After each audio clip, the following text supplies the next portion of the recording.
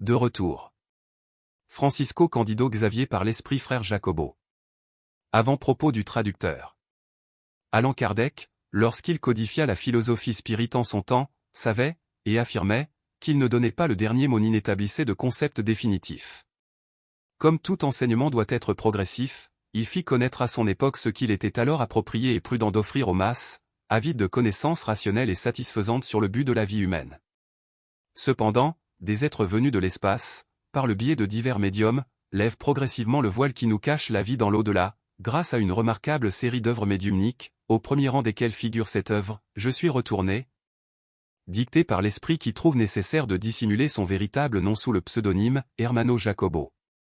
Dans cette œuvre, l'épais rideau commence à se lever considérablement, nous permettant de comprendre comment la vie des âmes se déroule dans les sphères spirituelles qui entourent la planète Terre.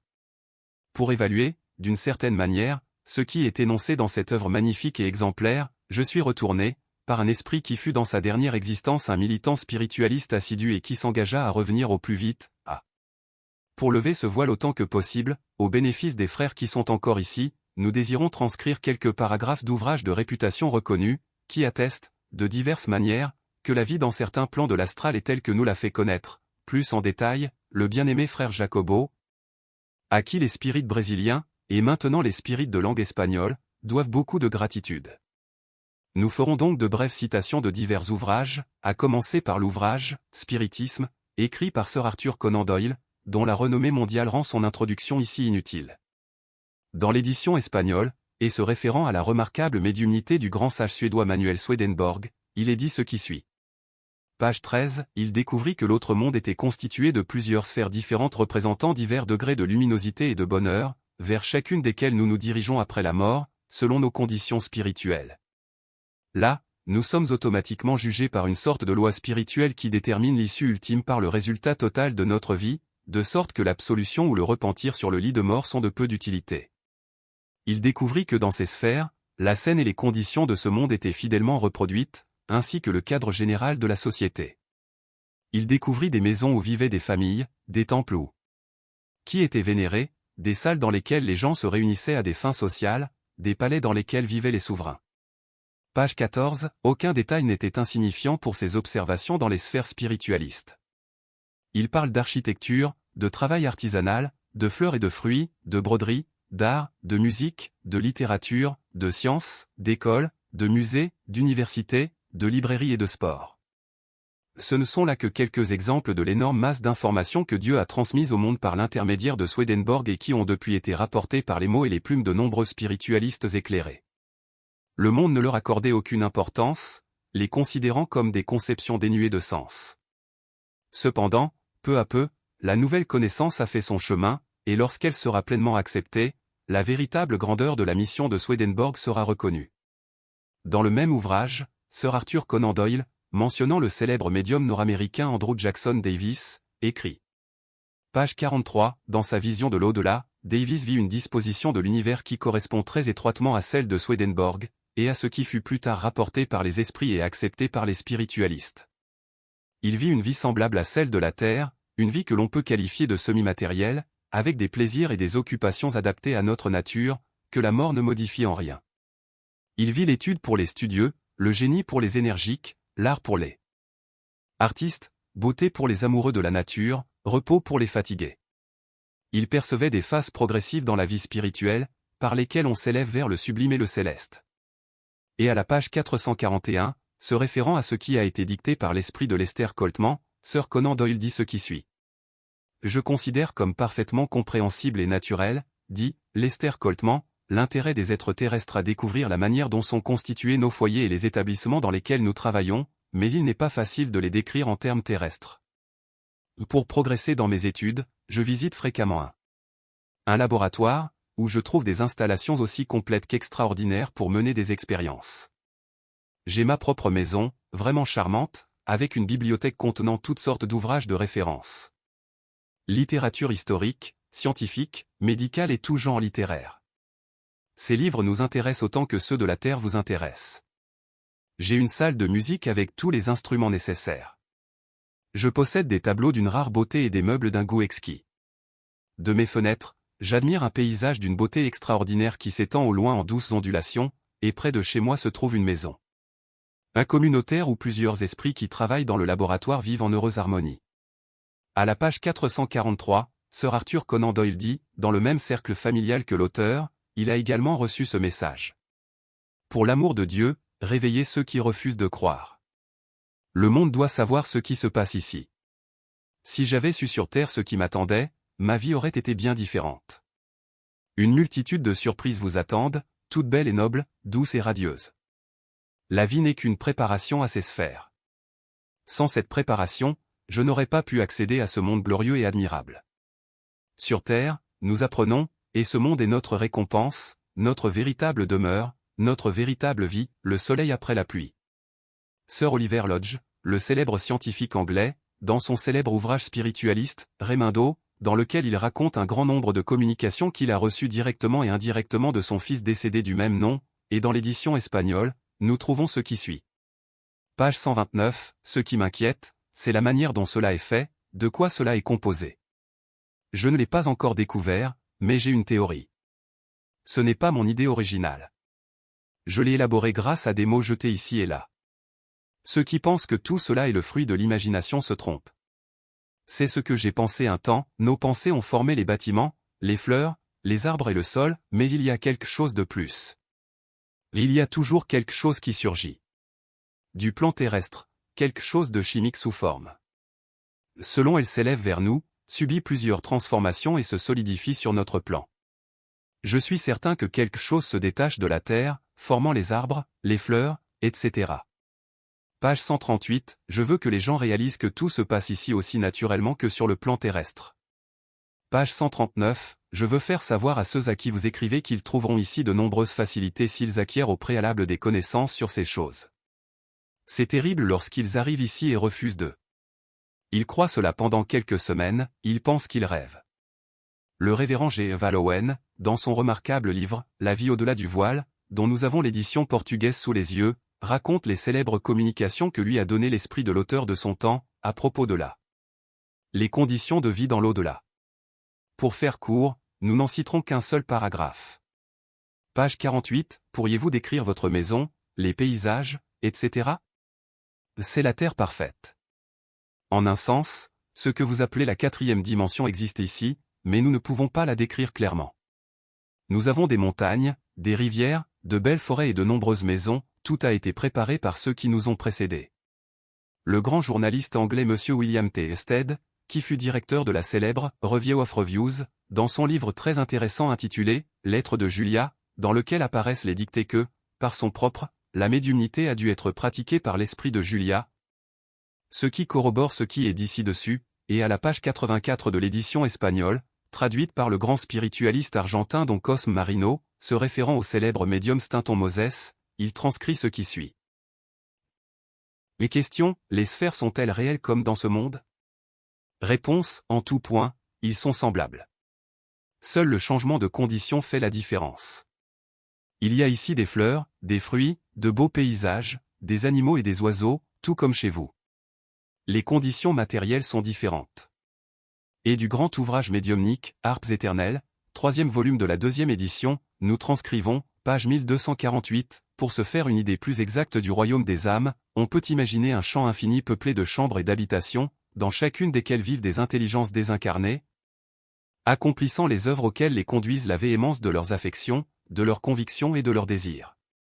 Page 1273, toutes les manifestations de la vie dans les plans physiques sont comme une copie de ce qui se passe dans les demeures éternelles où le Créateur garde ses secrets presque incompréhensibles pour l'esprit humain. Atterrir. Nous croyons que ce qui est extrait est plus que suffisant pour que le lecteur puisse bénéficier de la lecture et de la compréhension de ce que frère Jacobo a la gentillesse de nous faire connaître sur la réalité de la vie des âmes, dans l'une des sphères spirituelles situées dans l'atmosphère psychique qui entoure notre Terre, sphère vers laquelle il fut conduit grâce à ses mérites relatifs. Cependant, il en existe bien d'autres, extrêmement variables, conformes au degré d'évolution des esprits qui les habiteront, et d'un intérêt capital, que le lecteur devrait découvrir en lisant des œuvres médiumniques qui, comme « Je suis revenu », méritent une attention particulière, tant pour la nature des esprits qui les ont dictés que pour le sérieux et la grande capacité médiumnique des frères dévoués qui les ont psychographiés. Et pour conclure ce modeste prologue, répétons ici ce qui a été dit par l'esprit de Lester Coltman, transcrit par Sir Arthur Conan Doyle, en demandant au lecteur de méditer profondément sur lui. Pour l'amour de Dieu, réveillez ceux qui refusent de croire. Le monde doit savoir ce qui se passe ici. Si j'avais su ce qui m'attendait ici, ma vie aurait été bien différente. Alice et Louise Guerrero Oval, 1957. Le combat continue. Tant que nous sommes dans le corps physique, nous n'avons aucune idée précise de ce qu'est réellement la vie après la mort. Même avec l'aide du spiritisme pour y réfléchir sérieusement, nous ne pouvons pas prévoir l'avenir de manière précise.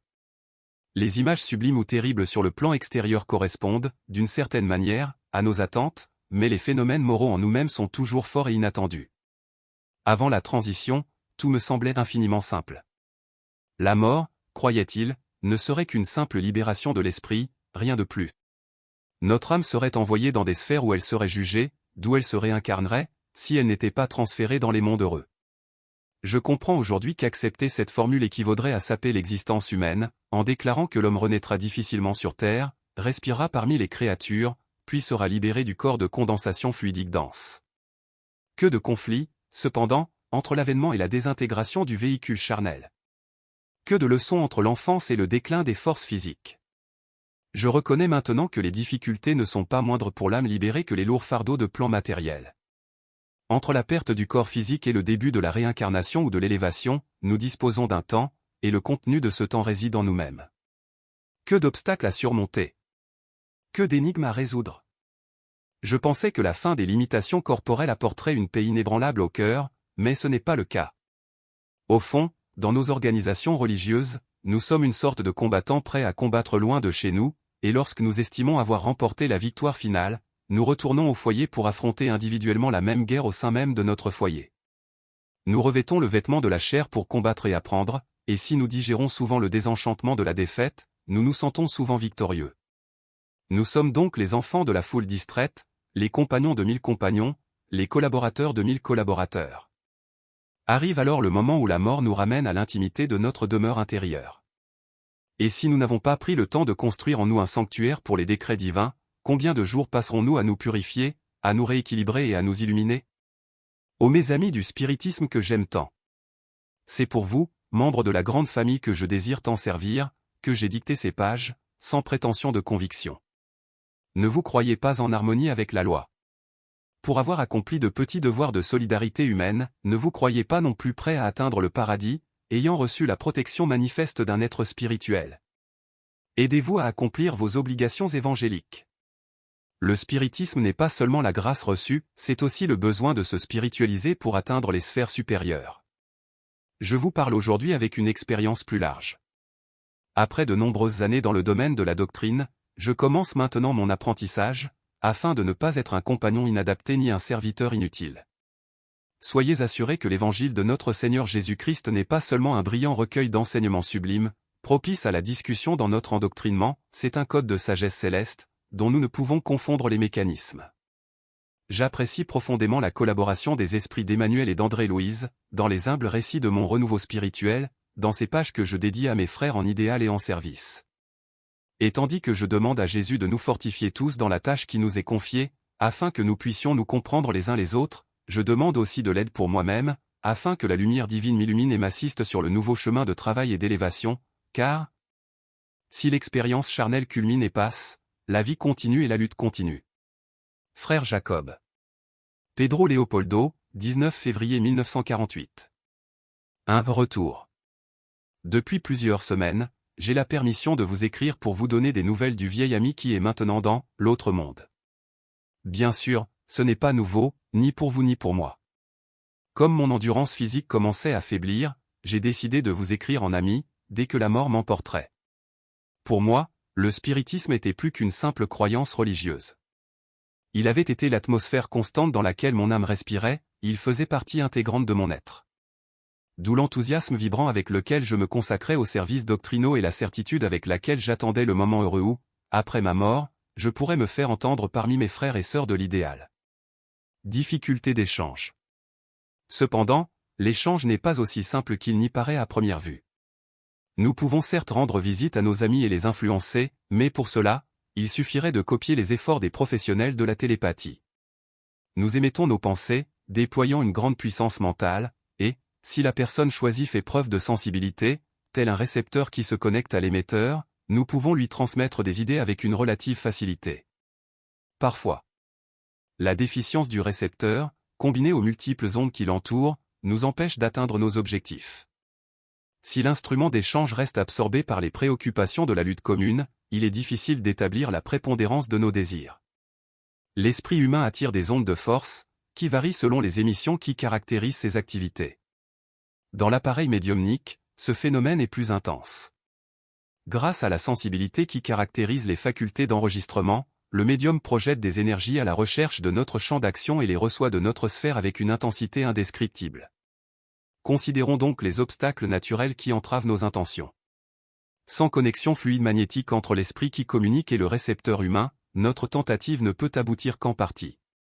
Il est presque impossible d'imposer notre individualité complète. Même dans le cas des matérialisations, le visiteur de l'autre monde dépend des organisations qui l'accueillent. Si le médium se dérobe à l'obligation de maintenir l'équilibre physique et psychologique, et si les collègues de son groupe de travail sont distraits, manquant d'une compréhension précise des devoirs qui leur incombent, il devient impossible de profiter pour de bon des ressources qu'il nous offre.